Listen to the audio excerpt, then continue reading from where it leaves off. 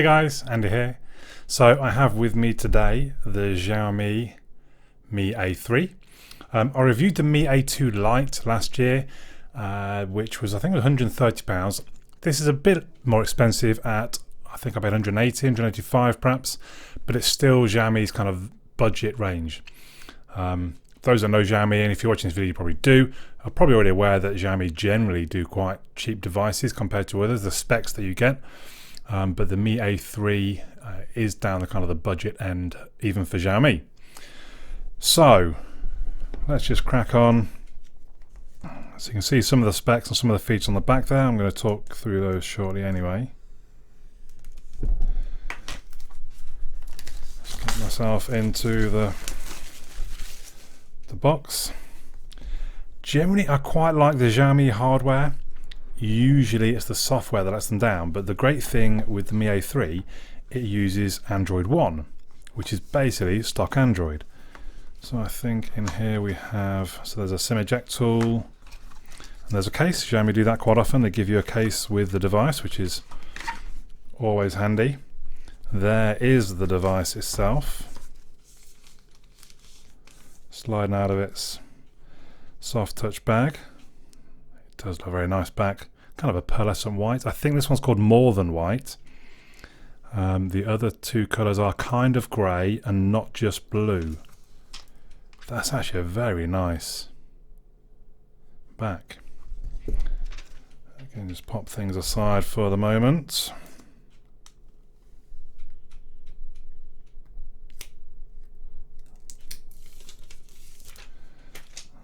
There it is. It does feel very nice. They usually do. Xiaomi devices normally do feel very good. In there we have the charging brick and the charging cable. Let's see if we can get it booting up. There we are. Straight away you see it saying Android One. While it's booting up, I'll talk through some of the specs. So it's got a Qualcomm Snapdragon 655 chipset, which is 11 nanometer. It has an octa-core CPU, which are Cryo 260s, basically gold and silver. It's got Adreno 610. It's got 4 gig of RAM. This particular one has 64 gig of storage, but it is also available in 128 gig of storage. It does have a 3.5mm headphone jack. It's got an IR blaster next to it. I think the main thing it's missing, there's no NFC. The screen is a 6.01 inch Super AMOLED 720 by 1560, which is 19.5 to 9 ratio, about 286 pixels per inch, which isn't a lot, I guess, in this day and age, but actually at the same time, honestly, I'm not sure you can see a huge difference between the higher densities in this. It's covered in Corning Gorilla Glass 5. I'm just going to mention the specs of the cameras on the back while we're talking specs. So the main one is a 48 megapixel f1.8, reasonably impressive spec. The ultra wide angle is 8 megapixel, that's f2.2, and then there's a 2 megapixel f2.4 depth sensor. The front facing camera, which you see in the cutout there, or the teardrop notch, is actually 32 megapixels f2.0, which doesn't sound too bad. The main cameras can do 4K at 30 frames per second or 1080p up to 120 frames per second. So again, that's not bad. The battery is a 4030 mAh LiPo battery, which can be charged at 18 watts, quick charge 3, which to be fair on a 720p screen, that could give some really, I mean, Xiaomi are generally very good with their battery life as it is. So that could give some really good battery life. If we have a look around the actual phone itself, what it mentions there, look, 48 megapixel camera, Xiaomi, Android One label in the corner, headphone jack we've mentioned. It looks like we've got volume rocker and the power button on the right hand side, and then just the SIM space on the left hand side. And on the bottom, USB Type C. It feels a little slippy, and it's already is apparently a massive dust magnet. I do like that back though, that's really pretty. So what we will do at this point is I will get myself set up. I mean, that seems reasonably snappy to begin with. So I'll get myself set up on the device. I'll get a couple of bits installed. It's getting on the evening. I can try and take a picture. Maybe I'll take one inside. So we'll get a few things installed and we'll have a bit of a play and see what we think about it. So I'm logged in, I've installed a few things. Initial impressions, I'm quite impressed for a £180 device. It seems quite slick and smooth for £180. And as I've mentioned, it's got Android 1 on it, so it's kind of stock Android. I'm going to start off with, let's take a look at the screen.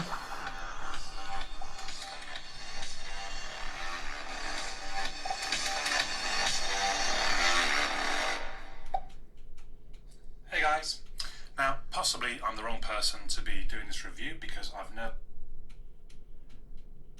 but when I did that I could only play sound through whichever one I activated. So I put them back into the case and whichever one was connected at the time, I told the OnePlus to forget that. And when I pulled them back out again, I could hear them both then saying they were connected, and all of a sudden I could hear music and sound through both of the... That actually looks a really good screen.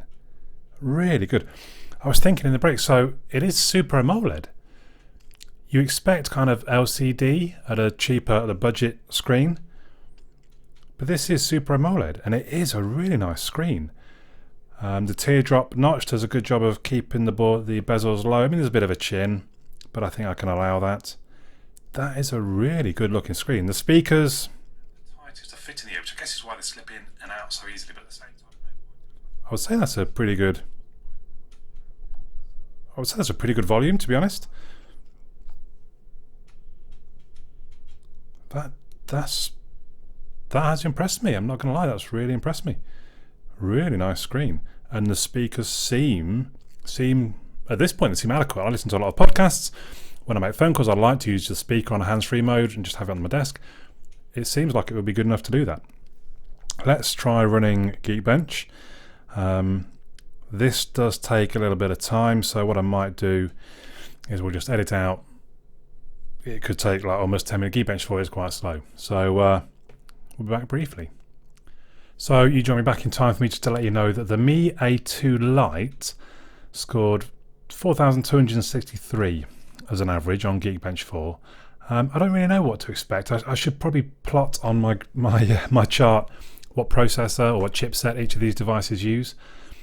If it can get to the mid 5.5s, if it gets anywhere close to 6, I think that would be a good result. We're running close to the end now, look, 92%, and I realised I've come back slightly too early. I have got the case here. Let's pop it into the case while we're waiting for Geekbench to run. Do not want to disturb Geekbench at this point. It's quite a rubbery case.